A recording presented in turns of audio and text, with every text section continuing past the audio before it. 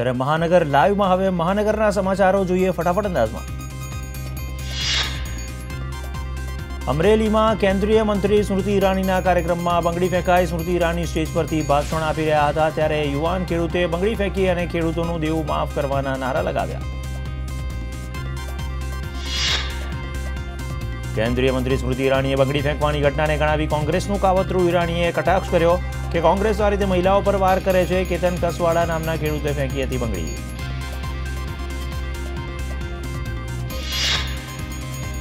ભાવનગરમાં કોંગો ફીવરે દેખા દીધી છે। ઉમરાળાના દંભાળિયા ગામમાં એક જ પરિવારના 3 શખ્સોમાં દેખાયા કોંગો ફીવરના લક્ષણો। ભાવનગરની હોસ્પિટલમાં દર્દીઓને દાખલ કરી લેવાયા। લોહીના નમૂના 48 કલાક બાદ આવશે રિપોર્ટ। સૌરાષ્ટ્રમાં સ્વાઇન ફ્લૂનો વધુ એક શિકાર। રાજકોટમાં સારવાર લઈ રહેલા ઉપલેટાના વૃદ્ધનું મોત। 9 જૂનથી વૃદ્ધ મહિલા હતા સારવાર હેઠળ। માણાવદરની મહિલા પણ છે સારવાર હેઠળ। સુરત કોંગ્રેસમાં આંતરિક અસંતોષ સપાટી પર આવ્યો છે। જિલ્લા કોંગ્રેસ સમિતિના મહામંત્રી સ્વાતિ પટેલે રાજીનામું આપી દીધું છે। કોંગ્રેસથી નારાજગીનું આપ્યું છે કારણ। સ્વાતિ પટેલે કહ્યું કે કોંગ્રેસમાં લૂલા નેતાઓ છે, હવે કોંગ્રેસને મજબૂત નેતાઓની જરૂર છે। મહેસાણામાં કથિત કસ્ટોડિયલ ડેથ મામલે કોંગ્રેસનું વિરોધ પ્રદર્શન જોવા મળી રહ્યું છે ત્યારે કોંગ્રેસના નેતાઓએ કલેક્ટરને આવેદનપત્ર આપ્યું। સીબીઆઈ તપાસ અને દોષિતો વિરુદ્ધ કાર્યવાહીની માંગ કરી છે।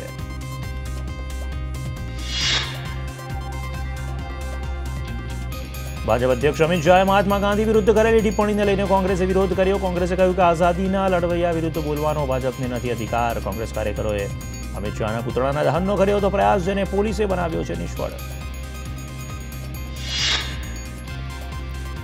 મહેસાણા પાટીદાર યુવાનના કસ્ટોડિયલ ડેથ મામલે વડોદરામાં કલેક્ટર કચેરી બહાર ધરણા કરીને કોંગ્રેસે વિરોધ કર્યો। સરકારના પુતળાનું દહન કરતા પોલીસે કોંગ્રેસના કાર્યકરોને અટકાવ્યા। 10 જેટલા કાર્યકરોની પોલીસે અટકાયત કરી। પોલીસની સીબીઆઈ તપાસની આ કોંગ્રેસના કાર્યકર્તાઓએ માંગ કરી।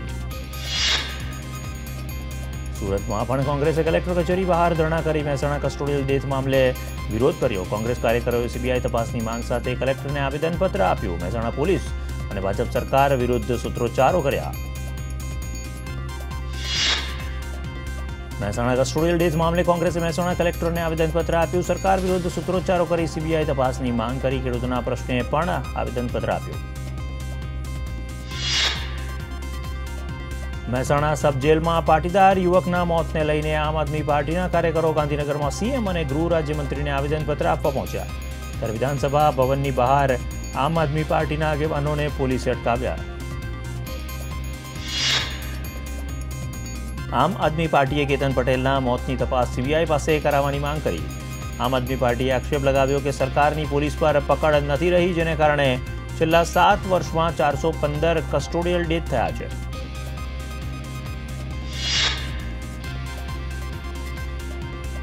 એનસીપીના નેતા અને રાજ્યસભાના સાંસદ પ્રફુલ્લ પટેલે રાજકોટની મુલાકાત લીધી। સૌરાષ્ટ્ર ઝોનના એનસીપીના મુખ્ય કાર્યાલયનું કર્યું ઉદ્ઘાટન। એનસીપીના ધારાસભ્યો પણ આ નિમિત્તે હાજર રહ્યા।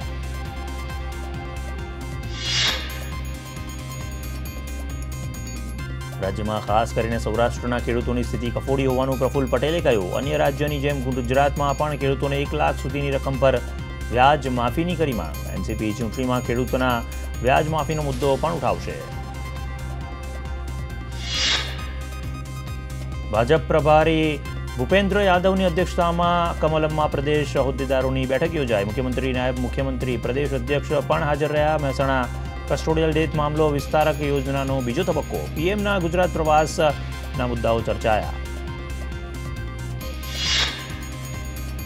રાજ્યમાં અલગ અલગ મુદ્દે ખેડૂતોના આંદોલનને લઈને ભાજપ પ્રદેશ અધ્યક્ષ જીતુ વાઘાણીએ કોંગ્રેસ પર નિશાન સાધ્યું। કહ્યું તમામ સંગઠનો પાછળ કોંગ્રેસ। રાજ્યનો ખેડૂત સુખી સંપન્ન, ભાજપ ખેડૂત માટે ચિંતિત।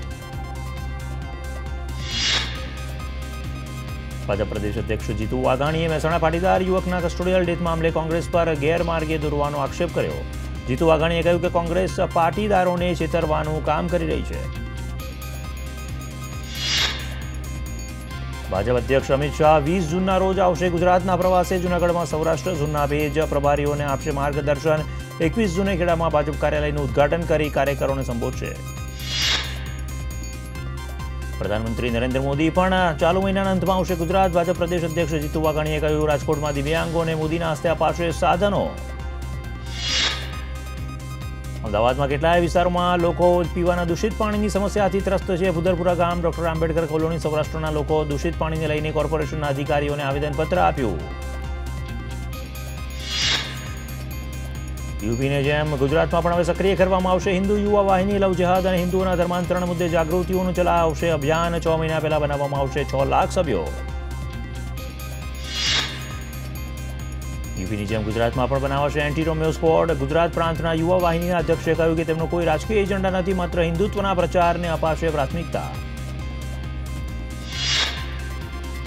ફી નિયમનના કાયદાઓને વળકારતી અરજીઓના મામલે રાજ્ય સરકારે હાઈકોર્ટમાં કહ્યું સોગંદનામું. કોર્ટને સરકારે કહ્યું કે બેફામ ફી વસૂલથી શાળાઓના ઉગાડી લૂંટ રોકવા બનાવ્યો કાયદો. સરકારે સોગંદનામામાં ઉલ્લેખ કર્યો કે સીબીએસઈ શાળાઓએ પણ નિયમો નેવે મૂક્યા. સરકારના સોગંદનામા સામે જવાબ રજૂ કરવા હાઈકોર્ટે શાળાઓને આપ્યો 1 અઠવાડિયાનો સમય. 19 જૂનના રોજ હાથ ધરાશે વધુ સુનાવણી. ધોરણ 12ના સામાન્ય પ્રવાહના વિદ્યાર્થીઓ અને સાવરકુંડલાની 2 સાયન્સ શાળાઓની મંજૂરીને લઈને ગાંધીનગર માધ્યમિક શિક્ષણ બોર્ડની ઓફિસે એનએસયુઆઈની ઓફિસે હોબાળો. સામાન્ય પ્રવાહમાં નાપાસ વિદ્યાર્થીઓએ જ વિષયની પરીક્ષા આપી શકે છે, જ્યારે ધોરણ 12 સાયન્સમાં નાપાસ થનાર વિદ્યાર્થીઓ તમામ વિષયોમાં આપી શકશે પરીક્ષા. અમદાવાદમાં આરટીમાં ઓનલાઈન પ્રવેશ પ્રક્રિયામાં છબરડાઓને લઈને વાલીઓનો આક્રોશ. વસ્ત્રાપુર બહુમાલી ભવન સ્થિત જિલ્લા શિક્ષણાધિકારીની કચેરીએ હલ્લાબોલ કર્યો. વાલીઓનો આક્ષેપ છે કે ઘરથી 6 કિલોમીટર દૂરની શાળામાં પ્રવેશને લઈને વાંધા અરજીને લઈ જિલ્લા શિક્ષણાધિકારીની કચેરી તરફથી નથી મળી રહ્યો યોગ્ય જવાબ. અમદાવાદમાં 10,000 બેઠકો સામે 9,200 બેઠકો પર અપાયો પ્રવેશ. ખાલી બેઠકોને લઈને હતો આજે અંતિમ દિવસ. નીટ મામલે ગાંધીનગરમાં મુખ્યમંત્રી અને નાયબ મુખ્યમંત્રીને રજૂઆત કરવા પહોંચેલા વિદ્યાર્થીઓ અને વાલીઓની અટકાયત. સ્વર્ણિમ સંકુલ 1માં રજૂઆત કરવા પહોંચે તે પહેલા જ કરવામાં આવી અટકાયત. સુરતના કતારગામમાંથી ઝડપાઈ નકલી પેપ્સી બનાવતી ફેક્ટરી. પેપ્સી અને ડ્યુસની બોટલમાં પીણું ભરીને વેચવામાં આવતું હતું. 28,000થી વધુ ભરેલી અને 13,000થી વધુ ખાલી બોટલો સાથે બોટલમાં નકલી પીણું ભરવાનું મશીન જપ્ત. દિલ્હીની પેપ્સીના સંચાલકોએ સુરતમાં નકલી પેપ્સી બનાવતી ફેક્ટરીને આપી હતી માહિતી. છેલ્લા ઘણા સમયથી ધમધમતી હતી ફેક્ટરી. નકલી પીણા વેચી લોકોના જીવ સાથે ચેડા કરતા ફેક્ટરીના સંચાલકની પોલીસે કરી અટકાયત. ધોરણ 9ના હિન્દીના પુસ્તકમાં ઈસુ ખ્રિસ્તને લઈને વાંધાજનક લખાણને લઈ સુરતમાં ખ્રિસ્તી સમાજે નોંધાવ્યો વિરોધ. કલેક્ટરને આવેદનપત્ર આપી વાંધાજનક ટિપ્પણી દૂર કરવા રજૂઆત કરી. જોકે પાઠ્યપુસ્તક મંડળ પહેલા જ વાંધાજનક લખાણ હટાવવા આપી ચૂક્યું છે આદેશ.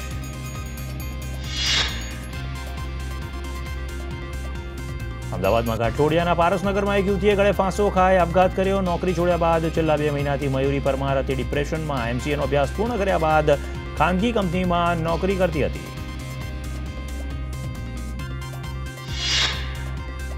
એકની એક પુત્રીના આપઘાતથી પરિવાર આપઘાતમાં. મયુરીના આપઘાતનું રહસ્ય અકબંધ. નોકરી છોડવા પાછળનું કારણ શું હતું તેને લઈને પોલીસે શરૂ કરી તપાસ.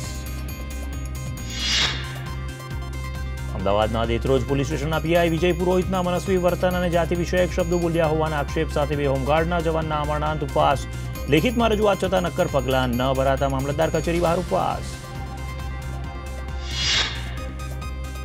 મહેસાણા જિલ્લા દૂધ ઉત્પાદક સંઘને હાઈકોર્ટ તરફથી નથી મળી રાહત. સંઘની ચૂંટાયેલી પાંખને બરખાસ્ત કરવાની સહકારી મંડળીઓના રજિસ્ટ્રારની નોટિસને હાઈકોર્ટે બહાલી આપી. મહેસાણા જિલ્લા દૂધ ઉત્પાદક સંઘની અરજીને કોર્ટે ફગાવી. નોટબંધી દરમિયાન નાણાંની હેરફેર મામલે ધરપકડ કરાયેલા આરોપી જિગ્નેશ ભજિયાવાળાની જામીન અરજી હાઈકોર્ટે ફગાવી. ભજિયાવાળા સામે ઈડી અને અન્ય એજન્સીઝ કરી રહી છે તપાસ. ભજિયાવાળા પોતાની સામેના આરોપોને ગણાવી ચૂક્યા છે પાયા વિહોણા. સુરત ટેક્સટાઇલ માર્કેટ્સે જીએસટીના વિરોધમાં 15 જૂને માર્કેટ બંધ રાખવાનો લીધો છે નિર્ણય. સુરત ટેક્સટાઇલ જીએસટી સંઘર્ષ સમિતિનું એલાન 14 જૂને યોજાશે સભા. જીએસટીથી નાના કાપડ વેપારી પાયમાલ થવાની ભીતિ. દક્ષિણ ગુજરાતમાં ચોમાસાનો વિધિવત પ્રારંભ. સુરત, વલસાડ, નવસારી, મહીસાગર જિલ્લામાં મેઘમહેર. દક્ષિણ ગુજરાતમાં ચોમાસાનું 3 દિવસ પહેલા આગમન. અમદાવાદીઓને વરસાદ માટે જોવી પડશે રાહ. અમદાવાદમાં અષાઢી બીજે નીકળનારી રથયાત્રા શાંતિપૂર્ણ રીતે યોજાય તે માટે ક્રાઇમ બ્રાન્ચ આવી હરકતમાં. રથયાત્રાના રૂટ પર ફૂડ પેટ્રોલિંગ, ધાબા અને હોટલ્સમાં શરૂ કરાયું ચેકિંગ. ડ્રોનથી પણ હાથ ધરવામાં આવશે ચેકિંગ. અમદાવાદ ક્રાઇમ બ્રાન્ચે ભાંગફોડિયા તત્વોની બનાવી યાદી. ટ્રક એસોસિએશન સાથે બેઠક યોજી આપવામાં આવી મહત્વપૂર્ણ સૂચના. રથની સાથે મૂવિંગ બંદોબસ્ત માટે 3500 પોલીસ કર્મીઓની બનાવવામાં આવી યાદી. અમદાવાદમાં અષાઢી સુદ બીજે નીકળનારી રથયાત્રાની ચાલી રહી છે તડામાર તૈયારી. ભગવાન જગન્નાથ, ભાઈ બલરામ અને બહેન સુભદ્રા જે રથો પર સવાર થઈને નગરચર્યાએ નીકળવાના છે તે રથોનું સમારકામ અને રંગરોગાનનું જોરશોરથી ચાલી રહ્યું છે કામકાજ. ખલાસી ભાઈઓ પેઢી દર પેઢી રથોના સમારકામ અને તેને શણગારવાનું કરે છે કામ. આ વર્ષે રથોને લાલ, સફેદ અને કેસરિયા રંગથી રંગીને આપવામાં આવશે નવો. ત્રણેય રથો 65 વર્ષ જૂના છે. પાસપોર્ટ ઓફિસમાં હવે રોકડમાં ફી નહીં લેવાય. કેશલેસ વ્યવહારોને પ્રોત્સાહન આપવા લેવાયો નિર્ણય. વોક ઇન કેટેગરીના લોકો કાર્ડથી કરી શકશે પેમેન્ટ. એસટીની સવારી હવે વધુ સુવિધાજનક. વોલ્વો બસો બાદ હવે એસટી વિભાગ સામાન્ય બસો અને સ્લીપર બસમાં એસીની સુવિધા કરાવશે ઉપલબ્ધ. 125 એસી બસો રસ્તા પર દોડશે, 50 જેટલી સ્લીપર, 50 એક્સપ્રેસ બસ, જ્યારે 25 મિની બસોમાં એસીની સુવિધા છે. લોકોની સુખાકારી માટે ચાલુ વર્ષે એસટી વિભાગને 1600 નવી બસો ફાળવવામાં આવી. દર વર્ષે 1100 નવી બસો રસ્તા પર દોડાવવામાં આવે છે, જેમાં 500 બસોનો કરાયો છે વધારો. 21 જૂને યોગ દિવસની ઉજવણીને લઈને શિક્ષણ મંત્રી ભૂપેન્દ્રસિંહ ચુડાસમાએ યોજી અધિકારીઓ સાથે બેઠક. યોગ દિવસની તૈયારીઓને લઈને કરી સમીક્ષા. અમદાવાદમાં યોગને લઈને બનશે 7 વિશ્વ રેકોર્ડ. ભાજપના અધ્યક્ષ અમિત શાહ રહેશે હાજર.